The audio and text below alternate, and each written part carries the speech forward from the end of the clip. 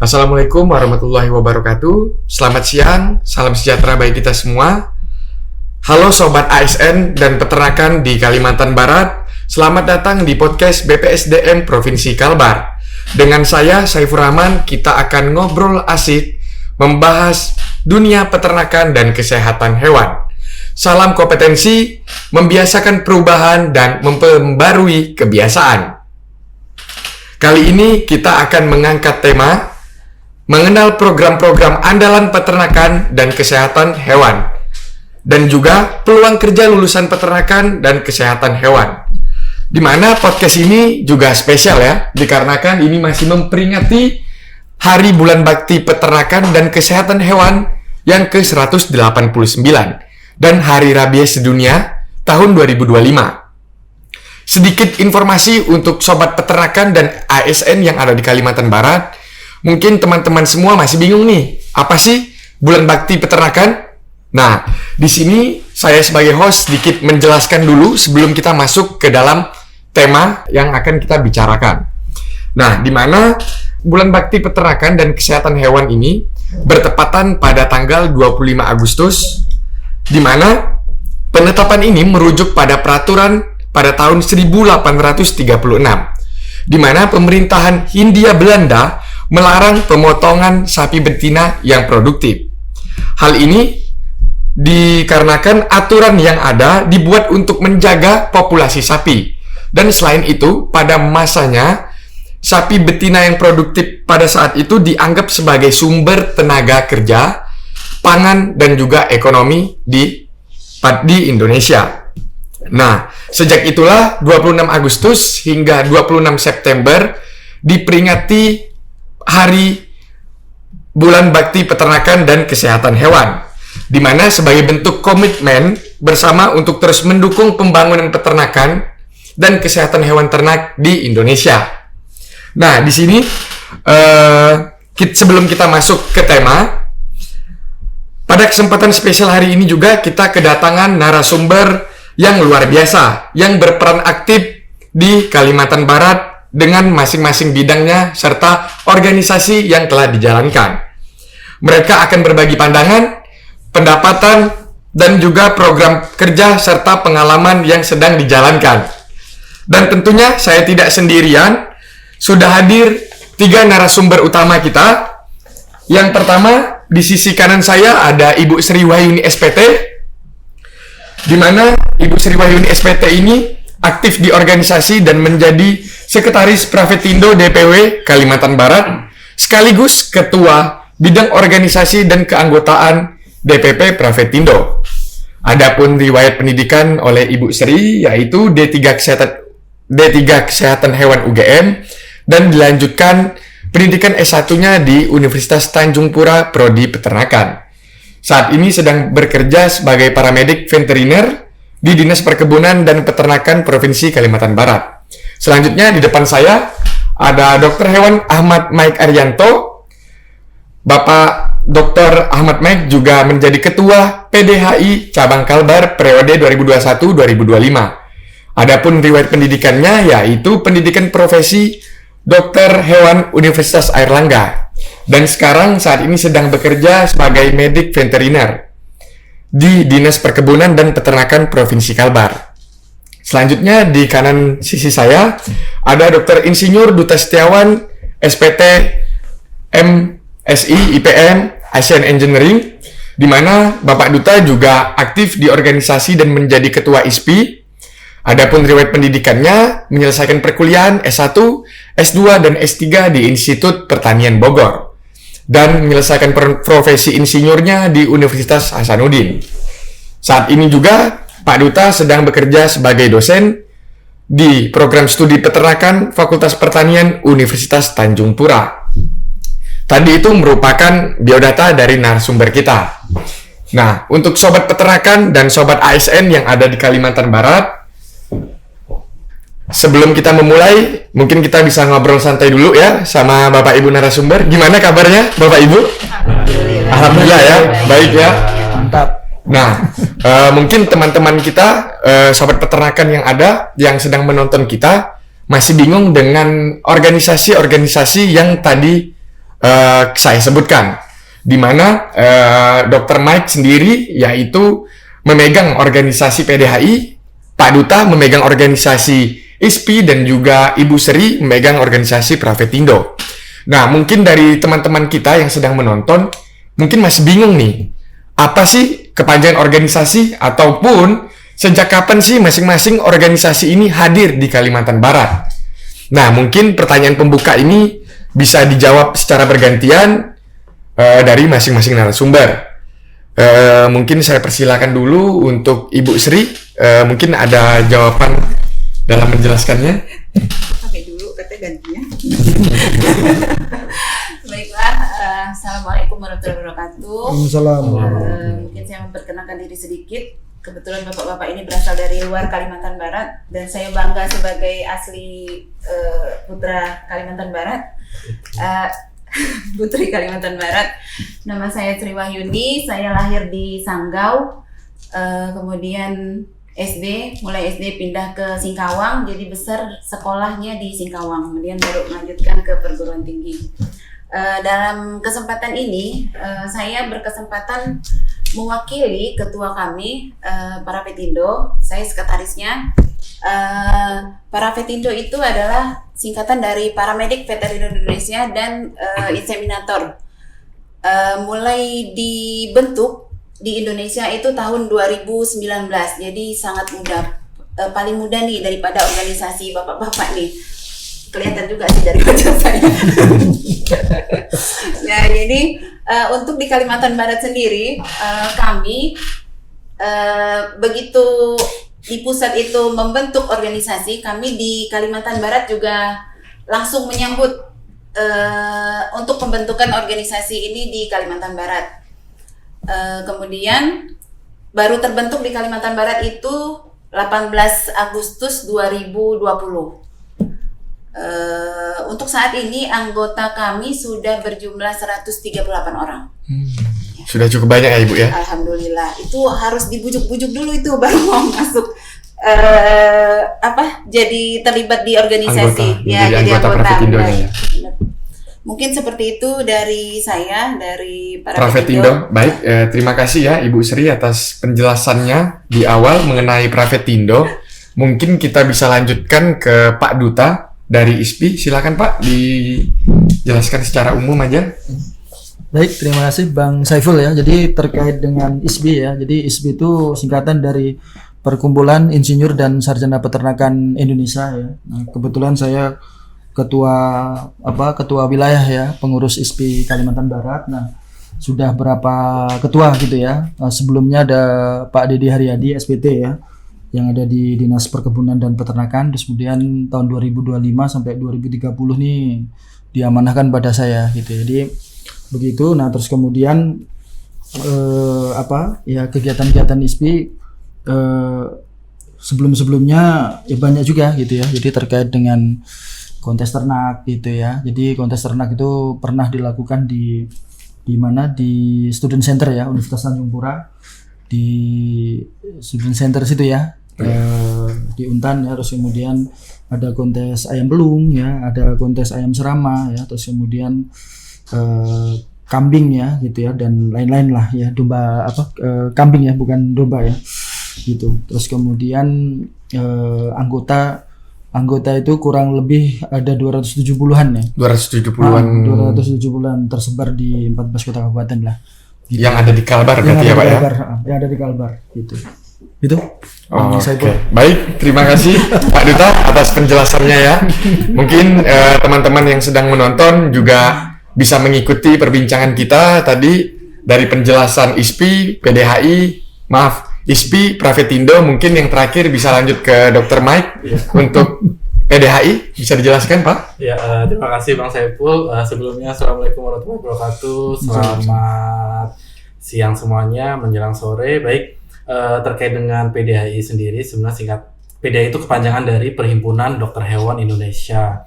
Terus kita ada cabangnya itu sekitar ada 50-an, dan di Kalimantan Barat itu hanya ada satu cabangnya. Karena kebetulan di Kalimantan itu, contohnya di Kaltim itu ada 2. Jadi ada Kaltim 1, Kaltim 2 seperti itu. Dan syaratnya cabang itu dia minimal ada 10 dokter hewan sudah bisa membuat cabang sendiri seperti itu. Nah, PDHI sendiri itu merupakan himpunan organisasi profesi yang anggotanya memang khusus dokter hewan seperti itu. Nah, di Indonesia berdiri tahun 11, kita ulang tahunnya tanggal 11 Januari 1953. Jadi sudah 72 tahun PDHI berkiprah untuk membantu pemerintah. Kebetulan pemerintah itu mitra kita, jadi membantu pemerintah dalam mencegah pengendalian penyakit hewan menular strategis seperti itu. Nah, kalau di Kalimantan Barat sendiri kita sudah ada beberapa periode, jadi mungkin saya lupa sekitar 1980 sudah ada di Kalimantan Barat,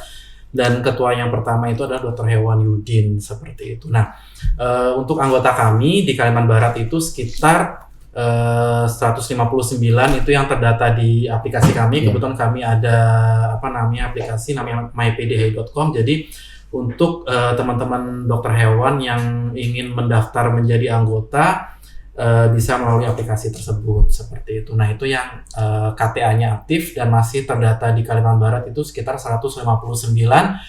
Terus terdiri dari 88-nya ASN, 78-nya itu non ASN. Kalau ASN itu kita ada di dinas provinsi, dinas kabupaten, terus ada di karantina dan sebagainya seperti itu. Nah, kalau yang non ASN itu kita ada yang di swasta, ada di perusahaan obat, ada yang buka praktek sendiri, ada yang di klinik dan sebagainya seperti itu. Nah, itu total anggota kami. Terus kegiatan-kegiatan kami kebetulan juga berkolaborasi dengan pemerintah. Jadi kami melakukan vaksinasi gratis, selain melakukan steril gratis, terus kami juga kolaborasi dengan komunitas-komunitas melakukan vaksinasi dan edukasi dan sebagainya seperti itu. Itu mungkin Bang Saiful yang sedikit selayang pandang terkait dengan organisasi kami. Ya, baik ya, terima kasih Dr. Mike ya. Kita juga sudah mendengarkan penjelasan dari 3 narasumber kita mengenai selayang pandang organisasi yang narasumber sedang jalankan. Di sini juga kalau kita melihat dari organisasi PDHI sendiri paling senior ya dibandingkan yang lainnya. Dari tahun 1953 ya Pak ya? Senior sekali. 53 ya Pak ya? Iya. Sedangkan kalau yang paling muda mungkin Pravetindo ya Bu ya, dari Agustus 2020 ya? Di Kalbar 2020, di Indonesia 2019. 2019, nah ya. Baik, terima kasih ya Bapak Ibu atas jawabannya. Mungkin kurang lengkap nih kalau kita cuma membahas selayang pandang organisasi aja. Mungkin Bapak Ibu dan teman-teman yang nonton biar bisa tahu juga sebenarnya kegiatan dan program apa saja sih yang dijalankan dari setiap masing-masing organisasi yang Bapak Ibu jalankan. Nah, mungkin teman-teman yang nonton juga pengen tahu nih. Mungkin bisa dijelaskan, dan agar teman-teman yang nonton nih bisa, ya siapa tahu lulusan dari peternakan atau kesehatan hewan bisa juga bergabung ke organisasi yang Bapak Ibu sedang jalankan. Nah, untuk program dan kegiatan mungkin bisa kita mulai dari Pak Duta terlebih dahulu. Program-program apa sih yang sebelumnya telah dijalankan ataupun yang akan datang yang mau dijalankan oleh organisasi ISPI? Silakan Pak Duta. Baik, terima kasih Bang Saiful ya. Jadi terkait dengan program-program ISPI Kalimantan Barat ya.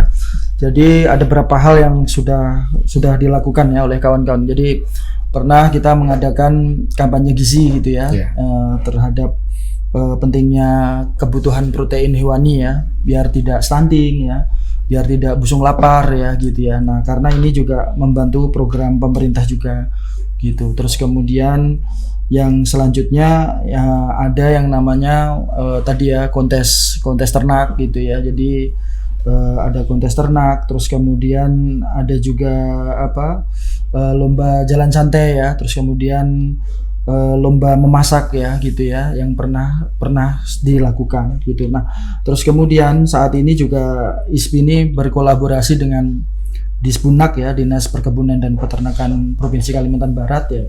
Itu mengelola Grego itu ya gitu ya. Grego ya Kak Sri ya? gitu ya. Jadi itu ada ya keterlibatan ISPI dalam bentuk koperasi gitu. Jadi artinya jualan daging ya, jualan telur ya, itu bisa juga digunakan dalam rangka untuk pengendalian inflasi ya, membantu pemerintah dalam pengendalian inflasi ya. Selain tadi juga ya, untuk mengurangi kekurangan gizi dari protein hewani ya gitu ya. Karena ini secara jangka panjang ketika anak-anak Indonesia ini kekurangan protein hewani ya, dia kan akan lost generation gitu ya. Jadi loading lama ya gitu ya, berpikir yang berat-berat akan susah ya. Ini perlu kita antisipasi gitu ya. Nah, termasuk juga yang lain ya kan, kita melakukan desa binaan gitu ya. Jadi desa binaan ini ada desa tahan pangan gitu ya, desa tahan pangan berbasis peternakan gitu. Jadi kita lakukan pembinaan gitu ya terkait dengan good farming practices ya gitu ya. Terus kemudian ada juga yang lain, misalkan pemilihan bibit yang baik seperti apa ya gitu ya. Ilmu tilik ternaknya di situ nanti bisa dimengerti oleh para peternaknya. Terus kemudian juga yang lain ya, misalkan dia mau melakukan formulasi pakan ya, itu seperti apa gitu ya. Jadi itu bisa kita berikan. Mungkin sementara itu dulu nih Bang Saiful ya. Baik, terima kasih ya Pak Duta ya atas penjelasannya mengenai program yang sudah dijalankan oleh ISPI.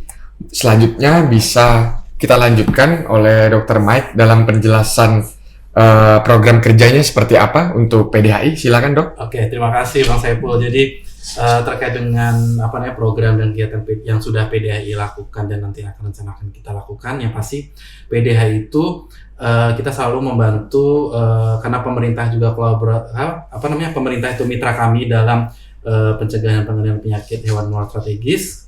Jadi kami membantu peta jalan pemerintah dalam pengendalian penyakit hewan menular strategis melalui pengerahan SDM. Jadi SDM kami dokter hewan itu kita manfaatkan, kita gunakan untuk membantu pemerintah dalam pengendalian penyakit hewan menular strategis. Contohnya misalkan kayak kita melakukan layanan jasa veteriner seperti melakukan vaksinasi, terus kita melakukan steril untuk manajemen populasi atau kastrasi seperti itu. Dan kita juga melakukan edukasi ke masyarakat, edukasi ke komunitas, dan juga kita melakukan kemarin kita selalu bekerja sama dengan komunitas untuk contohnya misalkan seperti kemarin kita melakukan bersama dengan Pontianak Dog Lover. Jadi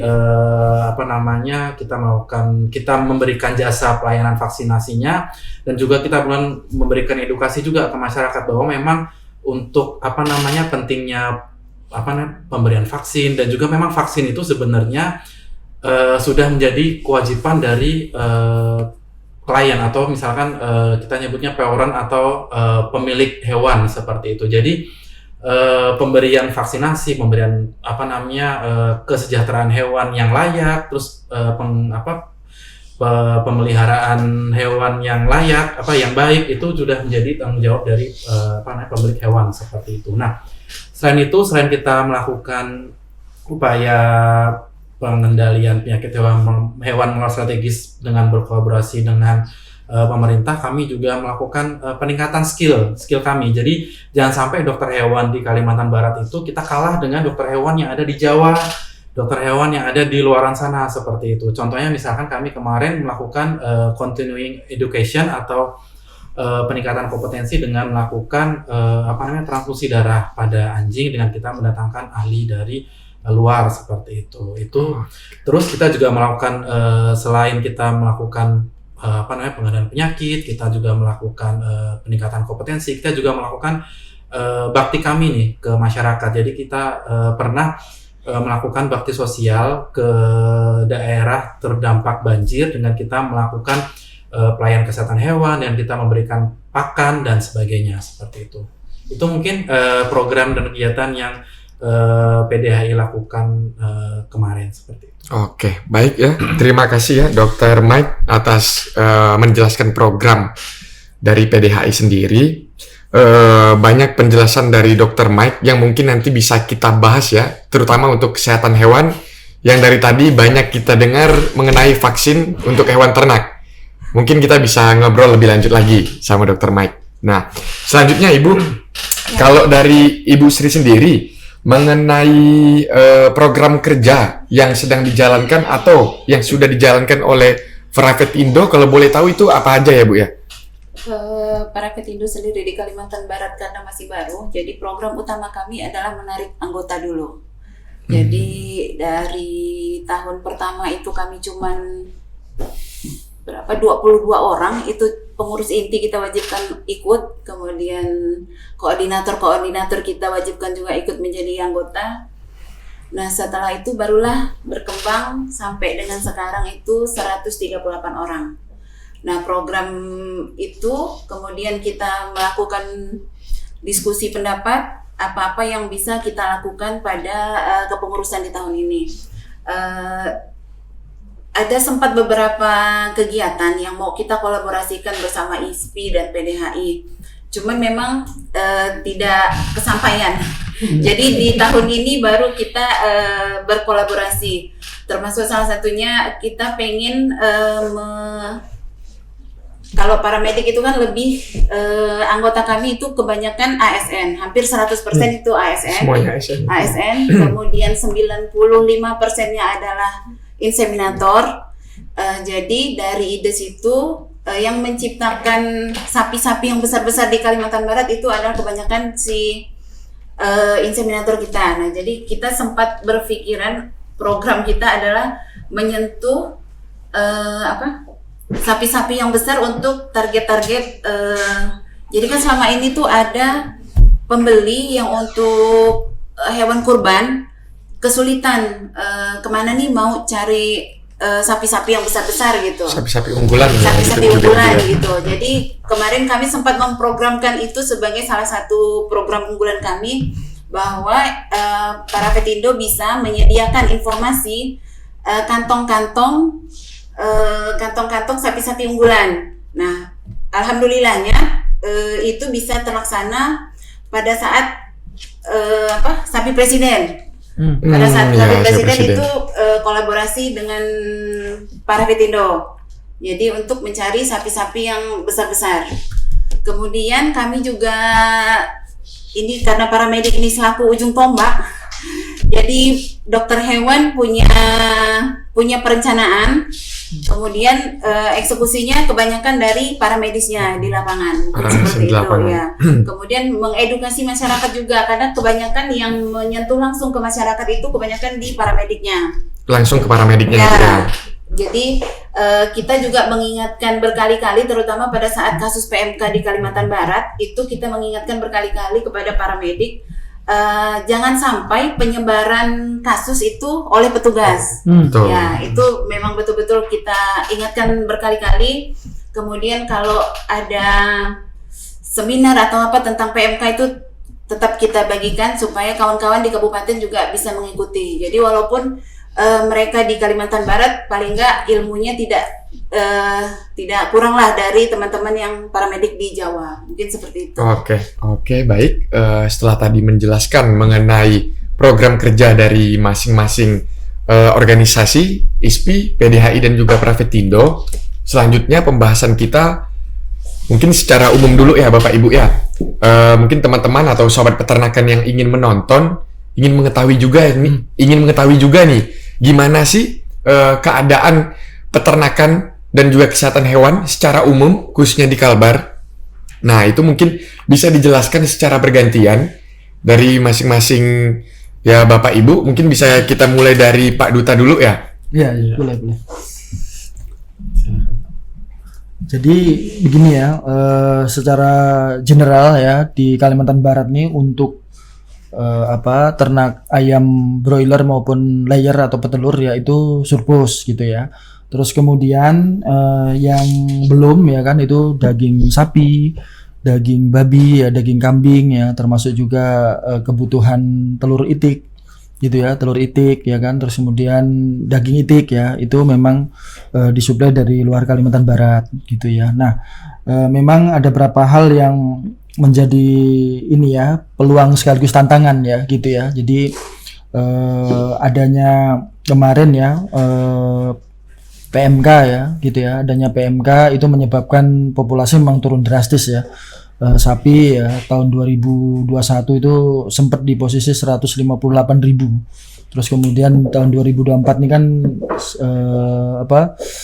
101.000 ya gitu ya, dari 158.000 jadi 101.000 ya gitu ya, di angka itu ya gitu. Jadi ini memang turun drastis ya, sepertiganya tuh turun gitu ya. Nah ini memang perlu langkah-langkah yang cerdas ya, kerja keras untuk meningkatkan populasi juga.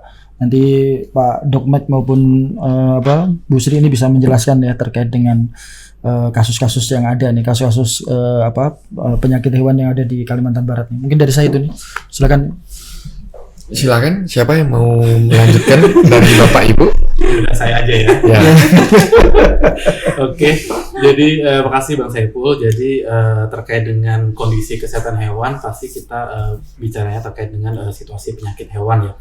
Jadi kalau terkait dengan situasi penyakit hewan, kebetulan Kalimantan Barat itu sendiri kita sudah ada memang tertular beberapa penyakit hewan menular strategis atau kita bahasnya. Jadi sebenarnya PMS itu apa sih? Jadi penyakit hewan menular strategis itu adalah penyakit hewan yang bisa menyebabkan kematian pada manusia, atau istilahnya kita korban meninggal, atau yang bisa menimbulkan kerugian ekonomi seperti itu. Jadi PMS itu bisa bersifat zoonosis atau bersifat non-zoonosis. Jadi zoonosis itu adalah penyakit hewan yang menular ke manusia atau sebaliknya seperti itu. Contohnya seperti rabies, terus flu burung seperti itu. Nah, kalau yang non-zoonosis dan dia termasuk PMS itu contohnya penyakit mulut dan kuku yang seperti disampaikan Pak Duta tadi, atau kita bisa nyebut PMK, atau terus ada namanya penyakit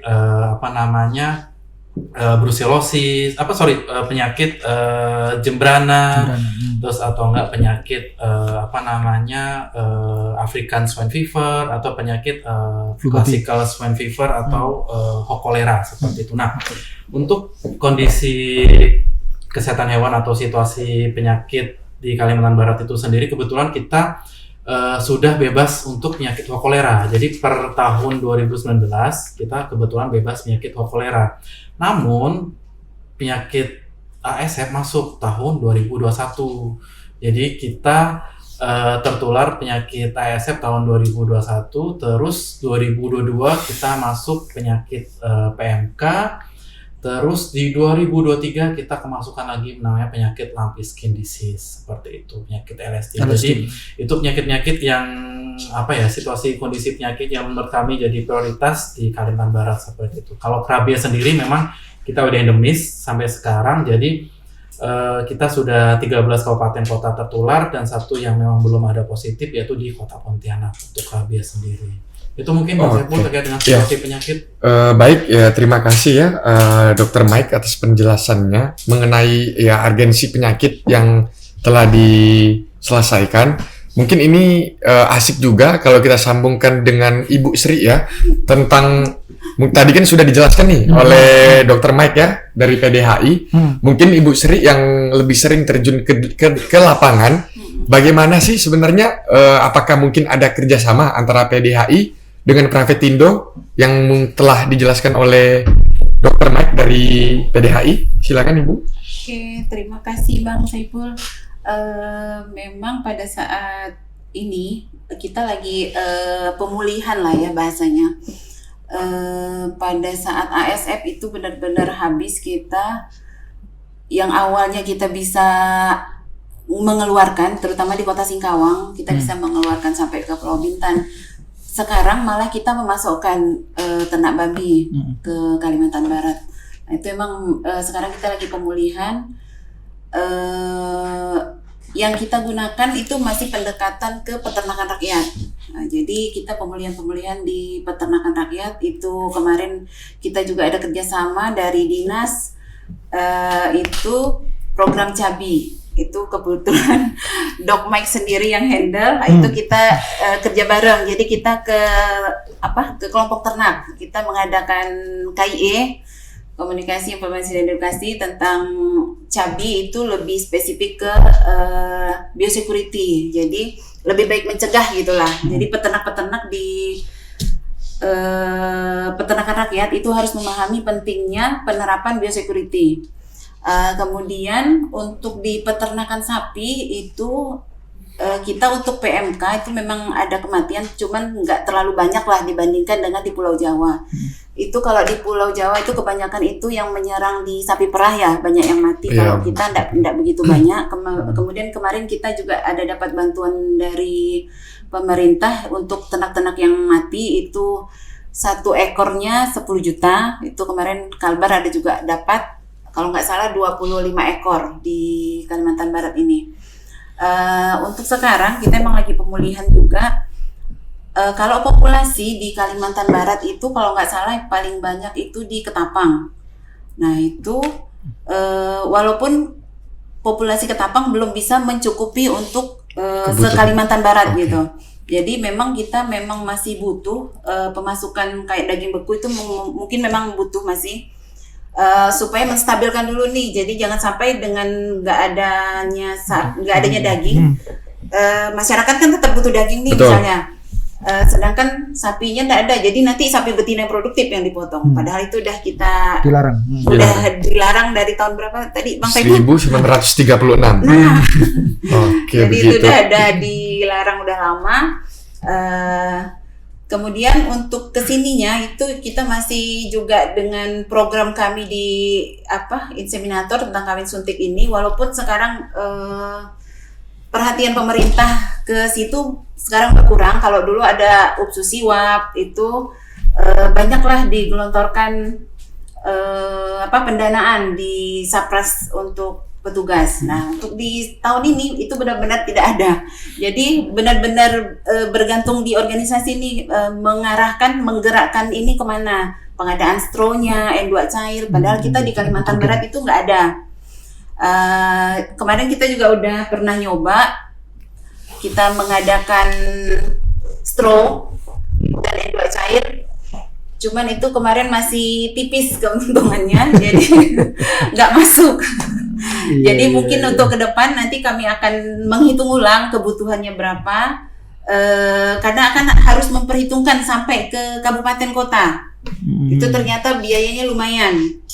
Nah kalau sebelumnya itu kan dari pemerintah itu, jadi petugas cuman tinggal tenaganya aja. Kalau sekarang petugas harus bermodal sendiri.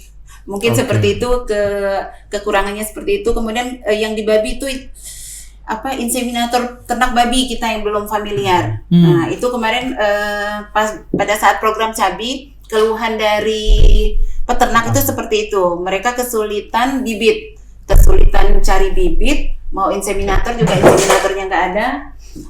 Mungkin nanti ini bisa kita indikan lagi. Kalaupun dari pemerintah nggak bisa, mungkin dari organisasi nanti bisa kayak menginisiasi lah buat program ini di Kalimantan Barat. Kalau untuk inseminatornya Kak tadi ya, kalau untuk inseminatornya Ibu ya, sangat menarik sebenarnya kalau kita bisa diskusi lebih panjang. Kalau misalnya teman-teman juga yang nonton ingin tahu kenapa ya kalau untuk inseminator babinya itu masih anggotanya belum ada, apakah SDM-nya kah atau gimana? Nah, untuk inseminator babi ini kebetulan di Kalbar juga memang belum terdata resmi. Cuman kebanyakan ini dari peternaknya sendiri. Jadi mereka yang datang langsung, kalau saat ini yang saya tahu itu cuma di Bali. Jadi biasa peternaknya datang langsung di Bali. Tidak ada sertifikat resmi bahwa sudah melakukan pelatihan inseminator babi. Sedangkan kalau di sapi kan sudah banyak tuh balai-balai resmi, lembaga-lembaga resmi mengadakan pelatihan, sehingga sertifikat yang dikeluarkan juga legal gitu. Ya, memudahkan untuk sertifikasinya. Nah, betul. Sedangkan yang di babi ini memang belum ada. Dari petugas sendiri juga yang di ASN juga masih belum melirik ke arah situ, padahal itu potensinya besar ya kalau menurut saya. Mungkin nanti dari adik-adik dari Universitas Tanjung Pura, nah itu mungkin menurut saya bisa tuh jadi inseminator babi karena kita memang peluang besar sekali untuk di Kalimantan Barat tentang babi Iya. ini. Kalau kita lihat data juga sebelumnya Ibu, sebenarnya populasi populasi babi di Kalimantan Barat itu sebenarnya cukup tinggi. Cuman sebenarnya untuk saat ini itu tuh sebenarnya menurun ya, mungkin karena beberapa Iya. faktor yang tadi Ibu Iya, jelaskan. karena itu penyakit ASF itu Ya, berpengaruhnya seperti itu. Jauh turun. Iya. Baik, terima kasih ya Ibu Sri atas penjelasannya dan juga semakin jelas kolaborasi tadi antara organisasi PDHI dan juga Prevetindo memang menjadi kunci juga dalam menguatkan atau menjaga kesehatan hewan khususnya di Kalimantan Barat. Nah, selanjutnya Pak Duta, tadi kita sedikit mendengar pembahasan dari Ibu Sri mengenai daging yang kurang, sedangkan untuk permintaannya juga lumayan banyak. Mungkin bisa kita mendengar pandangan dari Pak Duta mengenai kekurangannya daging itu seperti apa Pak, menurut pandangan Bapak? Ya, memang secara data ya, secara statistik kebutuhan daging di Kalimantan Barat itu terpenuhi 38% ya, 38% sampai 40%-an lah. Artinya 60%-nya harus disediakan dari luar Kalbar gitu ya. Tadi seperti yang Bu Sri bilang ya kan gitu ya, mendatangkan daging beku ya kan ya, dan lain-lain lah gitu ya. Jadi artinya ini sebenarnya secara hitung-hitungan ya, secara matematis peluang itu masih sangat terbuka lebar gitu ya untuk untuk bisnis peternakannya. Jadi apakah mau ternak sapi gitu ya atau main feedlot ya, penggemukan saja misalkan gitu ya. Memang ini perlu perlu bibit unggul, terus kemudian replacement stock tadi ya.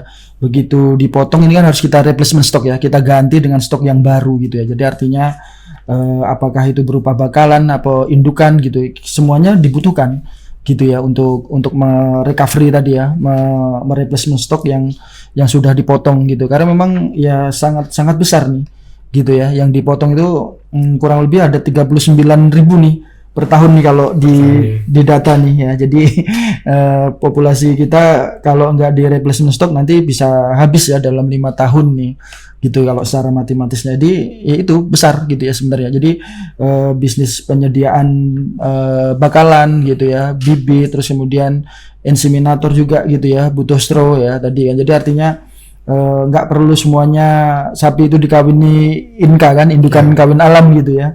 Bisa juga melalui IB ya seperti disampaikan oleh Dok Mike sama ini ya Bu Sri ini ya. Jadi itu begitu juga yang lain lah gitu ya, masih banyak yang lain ya, ininya yang bisa dikembangkan ya menjadi peluang bisnis di Kalimantan Barat nih. Iya, terima kasih ya Pak Duta, pemaparan Pak Duta tadi memang kurang lebih bagaimana cara menghadapi tantangan-tantangan khususnya dalam pemasok daging ya untuk kebutuhan masyarakat khususnya di Kalimantan Barat. Pembahasan daging ini sebenarnya kita juga menarik, juga menjadi hal yang penting juga dalam pangan asal hewan. Tetapi sebelum kita melanjutkan ke materi itu, saya ini Bapak Ibu, terutama untuk Dr. Mike dan Ibu Sri ya, soalnya saya ada membaca mengenai seputaran penyakit. Ini kita masih seputaran penyakit. Nah, di sini saya ada melihat mencatat ya Ibu ya, Bapak, data mengenai penyakit rabies. Jadi menurut data tahun 2025, Kalimantan Barat itu menduduki peringkat kedua kasus rabies tertinggi secara nasional. Nah, mungkin hal ini sangat menarik ya kalau kita bahas ya, mengapa bisa menjadi peringkat kedua khususnya di Kalbar. Mungkin Bapak Ibu bisa menjelaskan dan juga teman-teman kita harus mengetahui khususnya masyarakat agar bisa tahu bagaimana cara menekan penyebaran penyakitnya. Silakan, mungkin bisa dari Aku jadi Siapa nanti, dulu? nanti biar itu yang melengkapi aku duluan. baik. Jadi nanti ini penegasan kembalinya Ya. nanti di Dok Mike ya. Baik, silakan Ibu Sri. Ini disclaimer aja menurut pendapat saya pribadi ya. Ya. Penanganan kasus rabies di Kalimantan Barat secara tekad mungkin udah bulat dan kuat mungkin ya kalau menurut saya. Cuman pendanaannya ini memang yang kurang. Sedangkan kuncinya itu kalau menurut saya itu di edukasi dan vaksinasi. Nah, kalau kita menyediakan vaksinnya banyak tapi pengetahuan dari masyarakat yang kurang juga itu berpengaruh. Biasanya kami pada saat melakukan vaksinasi itu ada yang anjingnya masih di kebun, ada yang anjingnya di dalam kolong. Maksudnya nih kita udah kasih tahu nih kalau akan melakukan vaksin. Kalau masyarakat yang peduli itu mereka akan menyiapkan, mengkondisikan lah si hewan yang akan divaksin ini mudah untuk divaksin. Makanya kelihatan jelas antara kota Pontianak dan kabupaten. Itu kalau yang kota Pontianak mereka udah peduli dengan hewannya. Jadi mereka yang datang ke pusat-pusat pelayanan, misalnya ada di mall kita mengadakan vaksinasi gratis. Kemudian di Puskeswan juga ada mengadakan vaksinasi gratis, itu udah dari masyarakatnya sendiri nih yang peduli membawa anjingnya. Berbeda dengan di kabupaten yang di pelosok-pelosok lah ya, terutama sudah diumumkan, sudah dikasih tahu, sudah ditunjukkan bahayanya, tapi kepedulian masyarakat itu masih kurang. Jadi kalau menurut saya sih emang kuncinya itu di edukasi sama di vaksinasi itu. Kalau mau menekan kasus rabies di Kalimantan Barat. Oke, baik Ibu atas penjelasannya. Tadi mungkin bisa kita sampaikan juga ya Ibu untuk sobat peternakan yang ada di Kalimantan Barat mengenai vaksin-vaksin, info vaksin gratis dari Privatindo ya? Enggak, ini kalau kalau vaksin gratis biasanya dari pemerintah. Mohon maaf, kita ulang ya. Baik, jadi untuk masalah vaksin gratis Ibu, untuk sobat peternakan kita kalau misalnya ingin tahu informasi terkait vaksin gratis biasanya bisa melihat informasinya di mana ya? Kalau kami punya IG Keswan Kesmafet Kalimantan Barat, kemudian biasa juga di setiap kabupaten kota itu juga mereka mempublish tuh bahwa akan mengadakan vaksinasi gratis. Mungkin seperti itu. Mungkin lebih tepatnya lagi Dok Mike ini masalah vaksin. Oke, baik. Boleh? Kami cuma user, ujung tombak tadi. Baik, mungkin untuk pernyataan dari Bu Sri bisa dikuatkan lagi oleh Dr. Mike.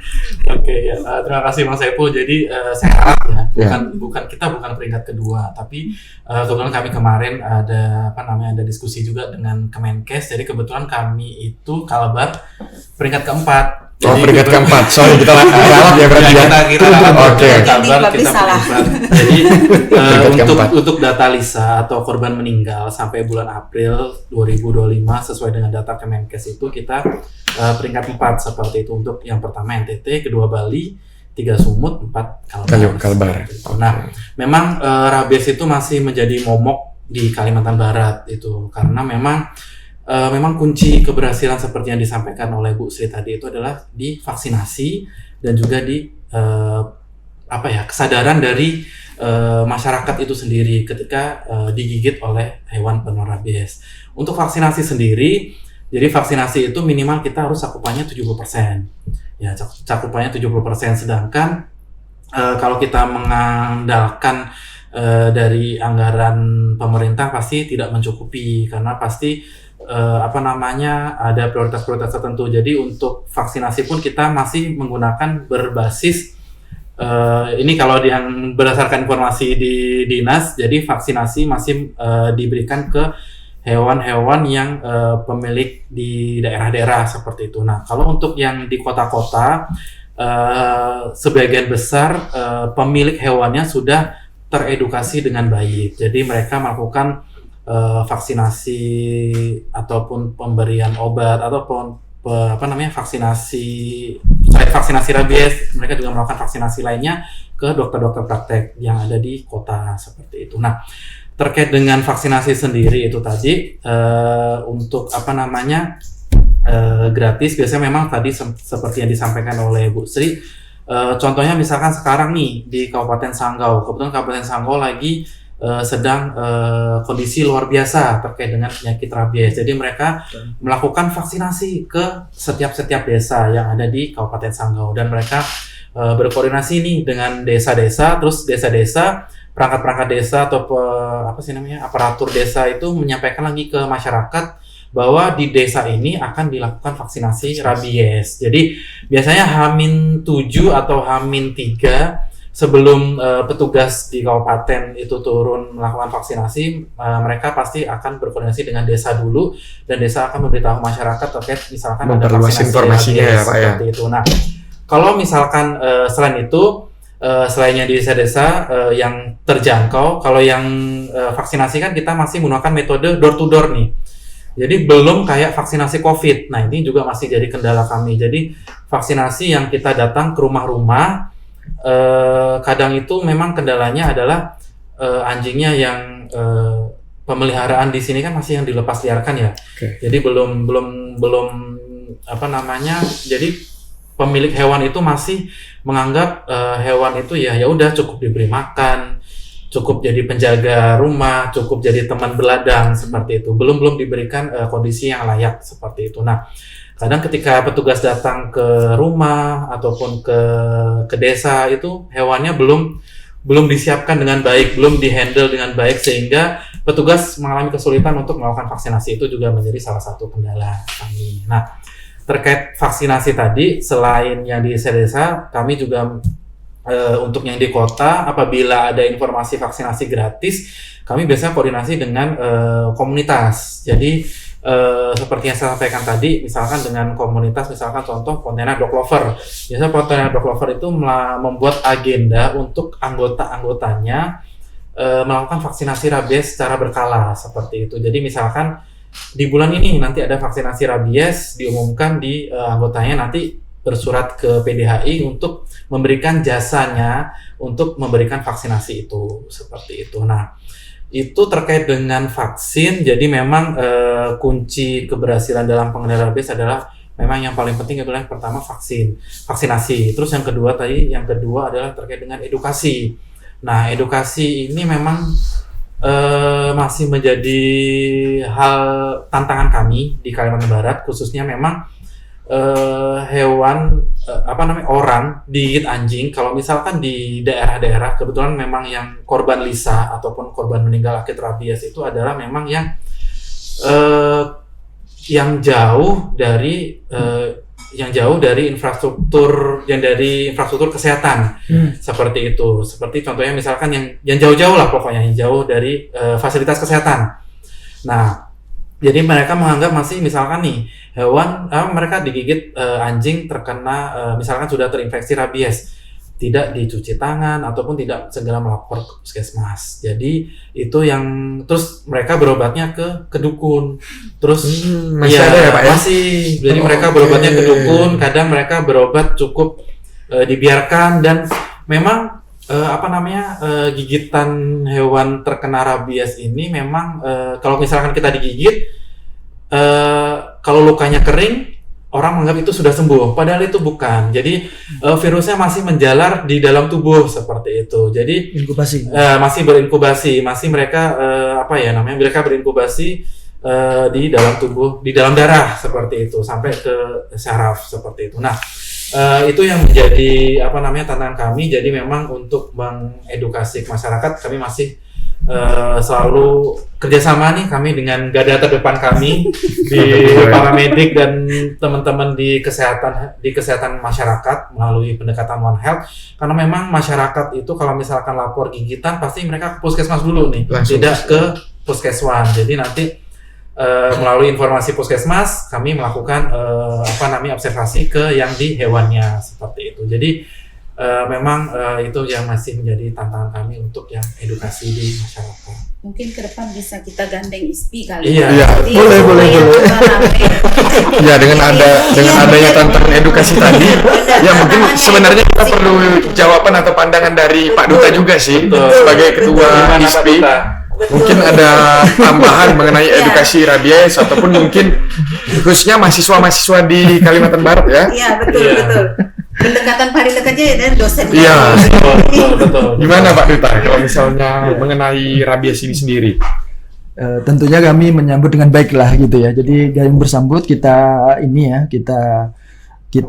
ikut berpartisipasi ya. Jadi terkait dengan ini ya, komunikasi, informasi, edukasi ini ya. Jadi memang perlu, karena memang jangkauan Kalimantan Barat ini sangat luas gitu ya. Apalagi yang disampaikan oleh Dok Mek tadi ya, jauh ya kan, di pelosok misalkan gitu ya. Itu nanti boleh juga dengan Untan nih ya, dengan prodi peternakan gitu ya, bisa bergabung ya, bisa membantu juga. Jadi ada di mana-mana ya kan, mahasiswa itu ada dari berbagai daerah maksudnya. Jadi Ya, itu betul. bisa membantu ya gitu, akan lebih terang benderang lah ke ini ya, penjelasannya bisa diulang-ulang juga gitu ya, ke masyarakat. Mungkin itu.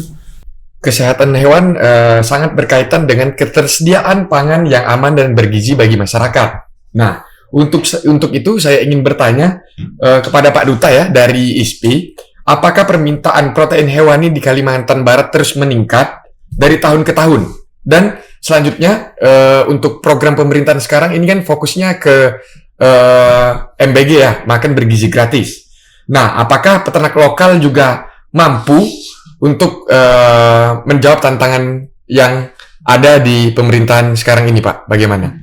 Ya, kalau kita lihat trennya memang kebutuhan protein hewani ini dari daging ya, daging terus kemudian telur ya, itu memang meningkat ya gitu ya. Karena memang jumlah penduduk di Kalbar ini juga meningkat ya gitu ya, dari 5,6 ya, 5,6 juta terus kemudian naik 5,7 ya, sekarang ini posisi di 5,7an juta ya gitu. Jadi artinya terus mengalami peningkatan. Selain itu juga dipicu oleh ya tadi ya, kesadaran masyarakat terkait dengan pentingnya protein hewani ya, asupan gizi yang baik untuk anak-anak mereka juga ya lebih baik gitu ya gitu. Nah, ini sangat berpengaruh besar, apalagi pemerintah ya, Presiden Prabowo itu mencanangkan makan bergizi gratis tadi ya gitu. Jadi setidaknya ya mereka memerlukan daging, memerlukan telur ya kan gitu, yang memerlukan susu. Jadi itu kan dia ada ininya ya, ada banyak dapur-dapur umum ya gitu ya, di berbagai kecamatan atau berbagai wilayah. Jadi artinya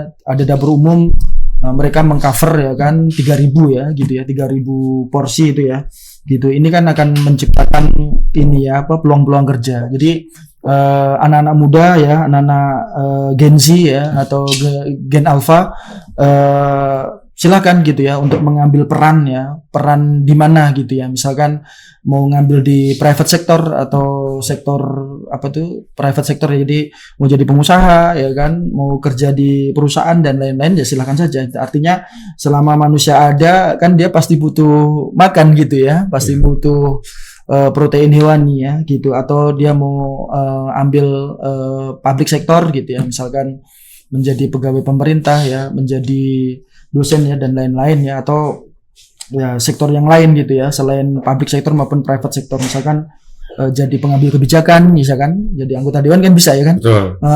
Jadi kalau sarjana peternakan dokter hewan pengambil kebijakan jadi anggota dewan kan akan lebih mudah ya, lebih mudah dia dalam membuat program-program yang tadi ya pro terhadap kebijakan pemenuhan protein hewani, MBG, stunting ya, mencegah stunting ya dan lain-lain. Ya, menurut saya sih begitu. Oke. Baik, terima kasih ya Pak Duta ya atas pemaparannya.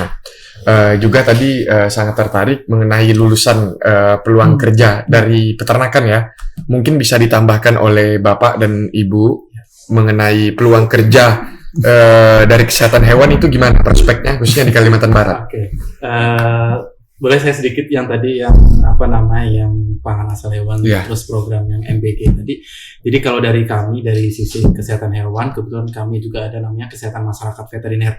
Jadi dalam kesehatan masyarakat veteriner kami terkait dengan keamanan pangan asal hewannya seperti itu. Jadi kami kemarin juga mendapatkan informasi dari dinas juga sudah melatih terkait dengan koordinator yang di SPPG terkait dengan keamanan pangan asal hewan, karena memang terkait dengan protein hewani ini sendiri seperti daging, telur itu mudah tercemar oleh bakteri ataupun kontaminasi lainnya seperti itu. Jadi untuk terkait dengan program MBG dari sisi kesehatan hewan, kami mendukung dalam keamanan pangan terkait dengan hygiene sanitasi ataupun dan sebagainya seperti itu. Nah, terkait dengan tadi yang Bang Saiful sampaikan tadi terkait dengan lulusan, jadi kalau di kami sebenarnya sama aja dengan sarjana peternakan. Jadi kalau lulusan dokter hewan bisa ke pemerintahan itu pun bisa ke dinas, ke karantina, ataupun sekarang ada namanya BKSDA itu Balai Konservasi Sumber Daya Alam, jadi bisa ke dokter hewan satwa liar, atau dokter hewan di karantina, atau dokter hewan di dinas. Dokter hewan di dinas itu pun bisa di bagian pengambil kebijakan, atau di lab, ataupun di puskesmas, pusat kesehatan hewan, seperti itu, atau di lapangan, atau bahkan juga di private sector, seperti contohnya di perusahaan pakan, perusahaan obat, itu membutuhkan dokter hewan semua, seperti itu. Dan kebetulan kalau memang dokter hewan itu masuk ke pemerintahan, itu langsung golongannya langsung sedikit di atas, jadinya 3B seperti itu, sama seperti sama seperti dengan profesi dokter umum, dokter gigi, dan apoteker, seperti itu. Nah, selain di private sector bekerja dengan orang ataupun di pemerintahan, dokter hewan juga bisa jadi entrepreneur. Jadi kebetulan waktu kita kuliah juga kebetulan kita juga diajari nih terkait dengan entrepreneur, seperti itu. Gimana kita bisa membuka peluang usaha yang ada di masyarakat ataupun yang kita geluti sekarang. Misalkan kita bisa buka pet shop, kita bisa buka klinik, kita juga bisa peternakan babi dan sebagainya seperti itu. Itu mungkin Bang Saiful yang dapat saya tambahkan. Baik, terima kasih ya Dr. Mike atas penjelasannya mengenai peluang lulusan kerja. Nah, di sini mungkin bisa kita minta tolong kepada Bu Sri mengenai lulusan pekerjaan untuk peternakan maupun kesehatan hewan. Menurut Ibu, keterampilan apa sih yang perlu disiapkan oleh mahasiswa dalam mengejar pekerjaan-pekerjaan sesuai dengan lulusan prospek peternakan dan juga kesehatan hewan? Terima kasih Bang Saiful. Mungkin saya sedikit tambahan juga tentang pangan asal hewan tadi. Ada sedikit yang perlu kami ini kan tentang produk pangan yang asuh, yaitu aman, sehat, utuh, dan halal. Itu aman dari cemaran atau bahaya. Kemudian sehat itu nutrisinya mencukupi sesuai dengan produk hewan itu sendiri. Kemudian utuh, tidak dicampur dengan bagian yang lain dari hewan tersebut. Kemudian halal, jadi dipotong secara syariat Islam. Jadi ini juga mungkin perlu kami soundingkan juga supaya masyarakat juga tahu bahwa pemerintah juga hadir dalam mengawasi produk hewan yang asuh. Ini juga terkait dengan stunting tadi. Sekarang juga pemerintah juga sudah ada ukuran standar buat wanita-wanita yang akan menikah. Jadi harus lingkar lengannya itu harus di atas 23,5. Ini karena kemarin detail juga ya Pak. Karena kemarin habis ngisi ini Salimah. Jadi itu bekal buat calon-calon ibu muda. Jadi nutrisi emang sangat dibutuhkan karena ini akan berpengaruh nanti kepada generasi yang dilahirkan oleh ibu-ibu muda tersebut. Jadi memang udah ada diukur standar harus 23 minimal. Kemudian bagi tadi tentang peluang pekerjaan. Nah, ini memang saya karena saya dari alumni Untan dan kebetulan saya juga banyak teman-teman adik-adik lah ya yang dari Untan itu banyak yang menghubungi tentang peluang-peluang kerja. Dan kebetulan kalau saya lihat malah emang wanita nih yang cewek nih yang susah untuk mencari pekerjaan, karena di dunia peternakan kalau yang perusahaan-perusahaan itu rata-rata carinya laki-laki gitu. Namun kita selalu mensupport lah buat adik-adik itu jangan cuman melihat di situ. Jadi masih banyak peluang-peluang kerja yang lain untuk adik-adik yang cewek lulusan sarjana peternakan. Bisa jadi pengolahan hasil peternakan, itu kan bisa gitu. Karena ilmu peternakan itu sebenarnya termasuk ilmu tua ya sebenarnya. Pemeliharaan hewan misalnya kuncinya cuma di 3, pakan, breeding, feeding, sama manajemennya. Jadi yang penting kan cuma itu. Hewan apapun yang akan kita pelihara nih sebenarnya kuncinya cuma itu gitu. Begitu juga kalau misalnya kita mau buka usaha nih. Kalau misalnya mau usaha pengolahan hasil peternakan lah mungkin ya peluang yang buat si cewek-cewek tadi nih. Nah itu sebenarnya mereka cuma cukup mempelajari produk apa yang akan mereka jual, kemudian cara pemasarannya bagaimana gitu kan. Sebenarnya cuma di situ gitu. Tapi ilmu sepanjang kuliah di peternakan itu ada ilmu-ilmu manajemen yang bisa mereka terapkan pada saat di lapangan pada saat melakukan usaha gitu. Sebenarnya kuncinya cuma itu gitu. Yang perlu ditingkatkan ya Bu ya, untuk mahasiswa ataupun mahasiswinya ya. Oke, baik, terima kasih ya Ibu Sri. Tadi juga untuk sobat peternakan di Kalimantan Barat itu mungkin merupakan salah satu trik juga Ibu ya, khususnya untuk mahasiswi. Ya. Khususnya untuk mahasiswi. Nah, karena kalau yang cowok-cowok lebih mudah. Ya. Nah, dan juga kita juga tidak kalah pentingnya yaitu mengenai keterampilan manajemen ya Bu ya. Ya, manajemen. Manajemen usaha, misalnya manajemen usaha itu bisa juga usaha peternakan dan juga kesehatan hewan, seperti misalnya membuka klinik dan juga usaha peternakan lainnya, seperti itu. Terima kasih ya Bapak Ibu narasumber. Rasanya obrolan kita hari ini sudah lumayan panjang ya. Kita sudah lengkap, mulai dari membahas isu penyakit, tantangannya dan juga pengendalian. Selain itu juga kita sudah membahas tentang peluang kerja, peluang usaha, sampai juga makan bergizi gratis. Tadi kita udah singgung. Tetapi sebelum kita mengakhiri diskusi kita pada hari ini, mungkin saya minta tolong oleh Bapak Ibu narasumber untuk menitipkan satu pernyataan untuk sobat peternakan kita yang sedang menonton. Kira-kira pesan apa yang ingin Bapak Ibu sampaikan untuk generasi muda kita, khususnya ingin terjun di dunia peternakan dan kesehatan hewan? Silakan. Siapa yang mau duluan? Pak Duta. Monggo Pak. Iya. Baik, terima kasih ya. Jadi untuk ini ya, generasi muda, adik-adik ya.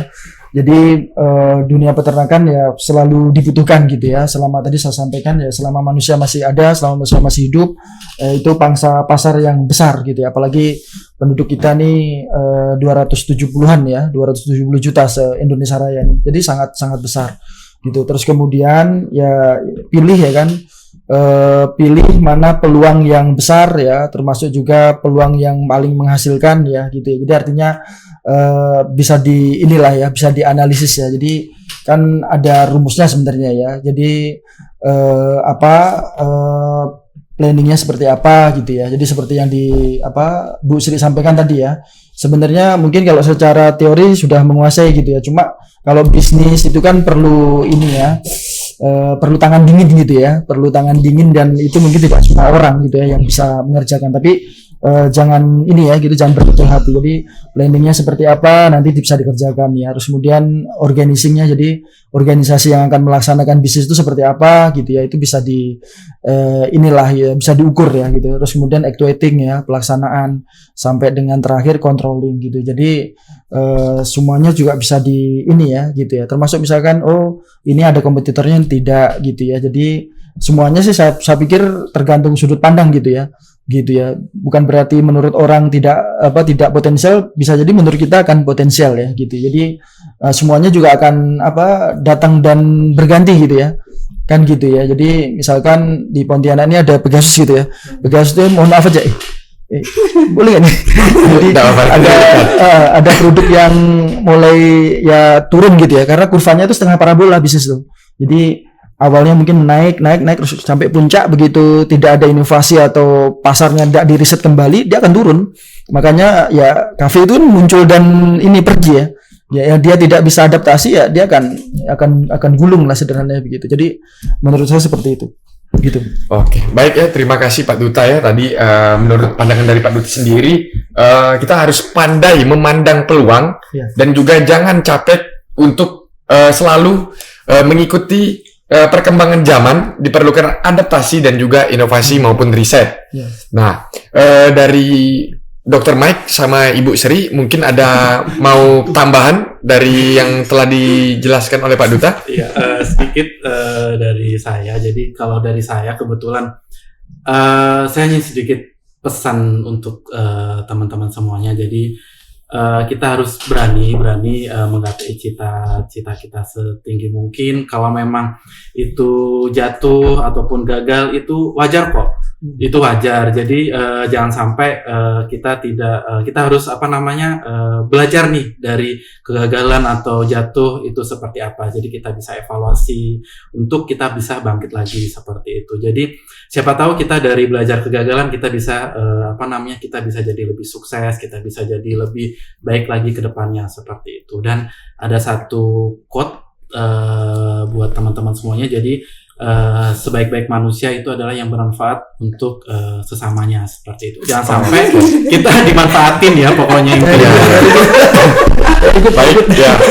Terima kasih ya Dr. Mike ya. Poin pentingnya kalau misalnya dari pemaparan Dr. Mike yaitu harus berani mencoba. Kalau kita tidak berani mencoba ya tidak mungkin kita juga dapat menjalankan pekerjaan yang sesuai dengan bidang kita. Kalau dari Ibu Sri sendiri mungkin ada tambahan? Kalau saya sedikit saja, tadi udah dipaparkan dari bapak-bapak narasumber ini. Kalau saya cuman gunakan peluang itu untuk apapun pekerjaannya, gunakan peluang itu untuk menghasilkan penghasilan dan gunakan penghasilan Anda untuk membangun bisnis Anda sendiri. Mungkin seperti itu. Oke, baik, terima kasih ya Bapak Ibu narasumber. Di sini ada sedikit poin yang ingin saya sampaikan mengenai tadi untuk generasi muda, pesan dari Pak Duta ya. Jangan lupa kita harus bisa memandang peluang-peluang yang ada. Jangan capek untuk selalu riset, inovasi, dan harus segera mungkin melakukan adaptasi. Dan juga tambahan dari Dr. Mike, yaitu harus berani mencoba. Apapun kalau yang kita jalankan, tetapi kita nggak berani coba, ya kita juga tidak tahu hasil dan harus bagaimana nih dalam menjalin evaluasinya.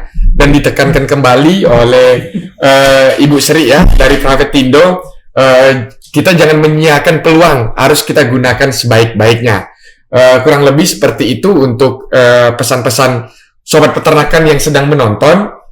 Baik ya, sangat luar biasa diskusi kita pada hari ini.